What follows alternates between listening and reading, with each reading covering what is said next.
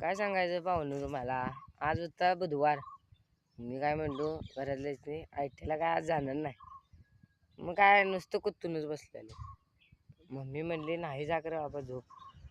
झोपलो. सकाळी उठलो 8ला. म्हणलं आता लवकर उठवाय नाही म्हणलं मम्मीनं आज आयटीला सुट्टी मारायची. आयटीला सुट्टी मारायची म्हणलो. मम्मीने ती गेली तर 9ला बघते धरून दिदी म्हणते नुसतं जेवण देऊन. मग आता जेवण घेऊन आलोय निम्म्यात. तर जेवण कुठे द्यायचं तेच माहित नाही. काय सांग आता कसं तरी जेवण धरीत कसं बी एकातून घेऊन निघालोय बघा. काय सांगायचं उगं चालून चालून काव येतो या. कोणाला सांगायचं.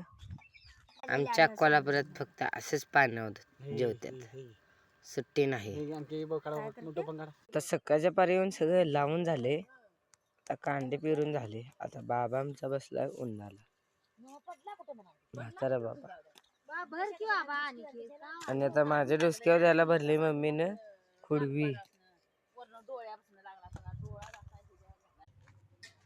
वांटे कांदे पेरून झाली. आता सांगितले पाण्यावर जायला. आता निघाले खोरी घेऊन पाण्यावर. गेलो असतरी तर शाळेला त्याच्या आईला बरं झालं. काय